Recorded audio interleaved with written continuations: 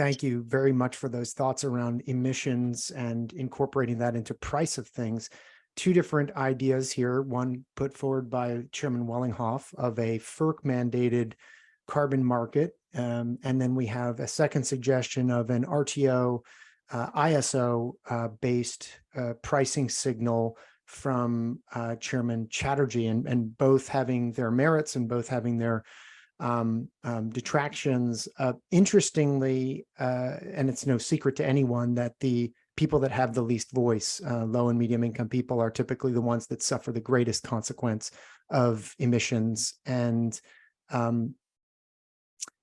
my personal view is we need it fast, and we need it to be actually market moving. And whichever mechanism gets us there faster would be appropriate. Sadly, I think that we've toiled long enough on the emissions price, and we've gotten very little progress. So whichever way goes faster. John, I'm going to ask you to introduce the third solution here, which is another great one. Well, and it's a subset of the first one of making all energy services competitive. And if we're going to make them competitive, then we need to ensure, at least at the wholesale market level, that those independently operated and overseen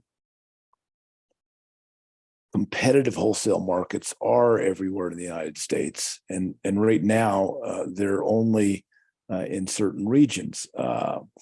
Throughout the Southeast, all of Florida, most of Mississippi, Alabama, Georgia, the Carolinas, there is no independent wholesale market whatsoever. Also, in the Western United States, with the exception of California, west of the Rockies, there's not a full robust market, although they're moving in that direction. And I really believed when I was at FERC and we were trying to move markets into the Southeast and into the West, it would have happened by now. I mean, that was 10 years ago when I left FERC. It's been a very slow process. And as Neil indicated when we were talking about carbon prices, I mean, it always is a balance about how much authority FERC has to push these things forward versus the authority given by Congress. And if you don't have the explicit authority by Congress, you always are on the knife edge of if FERC acts, whether or not that's going to be appealed and struck down by the courts because you don't have the sufficient congressional authority to move forward. I know my good friend, former Chairman Pat Wood, who was the chair of FERC 2 commissions before me. This was his idea, really, not mine, to put ISOs and wholesale markets everywhere throughout the United States. And he moved aggressively to do that and was told in no uncertain terms by the White House that if he continued to do it, that Congress would likely reverse him. And so he stopped, unfortunately. But yet, John, we have an FAA, we have a group that regulates the airwaves, we have marine federal protections, we have highways, railroads, telecoms. These are all non-balkanized independent operations as in energy. Why is it impossible today? And maybe this is a question we can have both of you answer. Why is it so impossible today? Is it because of the very wealthy incumbents that have a vested interest in holding down their little region as chiefs? Or is there another reason that I don't understand why we can't have a federal regulator that deals with the entirety of the United States as one unit? Well, in my opinion, I think, John, you're right. It's primarily because there are very powerful incumbent monopoly interests in these regions that wish to retain those monopolies. In the West, that's breaking up. We now have the states of Nevada and Colorado.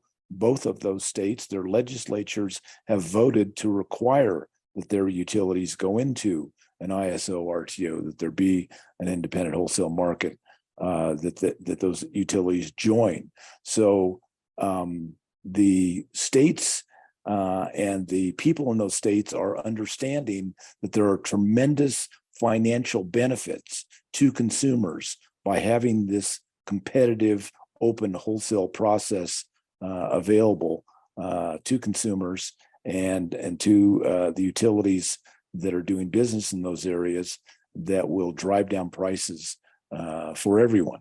So, that's starting to break. It's starting to open up. It's just so glacially slow that it's very, very maddening and frustrating for me to see. But you've also mentioned a massive part of the United States, the Southeast, that has no ISO at the moment and could potentially be joining a federal agency. And let me turn it over to Neil now to get his view on a real FERC, a FERC that had real jurisdiction over the entirety of the United States around energy at large.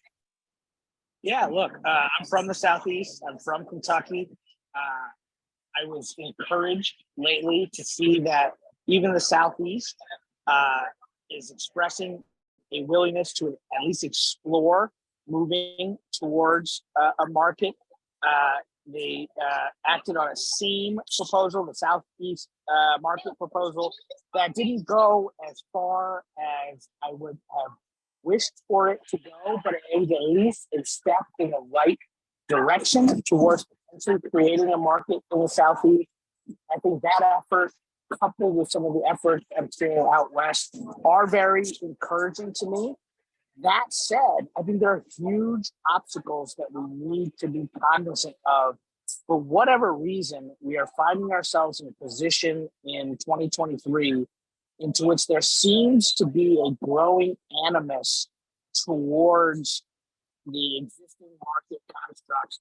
And in a strange way, it could be a pulling back away from markets, particularly capacity markets. What I think we're seeing is that, and I don't like to speak for anyone else, and so these are just my observations of what may or may not be some of the views of the current commissioners on FERC, but some of the conservative commissioners sort of feel that in the absence of a hardcore MOPR, which I described earlier, that the markets aren't working, and that we should take a step back towards, kind of traditional vertically integrated utility models with cost of service recovery, which I think would be a setback for consumers, for the economy, and for the environment. But you also have some of the more progressive commissioners who I think view capacity payments in particular as offering a lifeline to otherwise non-economic fossil generators, probably peaker plants. And that sort of, coming together of minds on folks from opposite viewpoints concerns, because I don't want to see the United States take a step away from markets. I would much rather us move towards greater market expansion. And then, the final, point on this, and Chairman Wellinghoff alluded to it about, FERC's power and what FERC can do in this regard. And there are some people who have asked, why isn't FERC more assertive in using its power to sort of force market expansion? And the reason there, and this is kind of interesting for your listeners, as you educate them on how these things come about, I don't think this was by any sort of design. I think it was just a total fluke of history and politics. But the Senate Energy and Natural Resources Committee of the United States Senate is the committee that has primary jurisdiction and oversight of FERC, including FERC confirmation process. So all future and current FERC commissioners who wish to seek another term have to go before that committee in the United States Senate.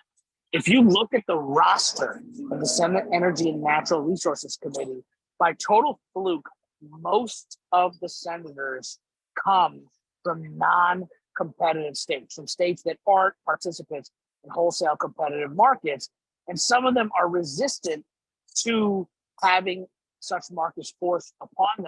And so it's really hard for a FERC interested nominee to go before the Senate Energy Committee and talk about potentially using FERC authority to impose a market on a region that might be resistant to it.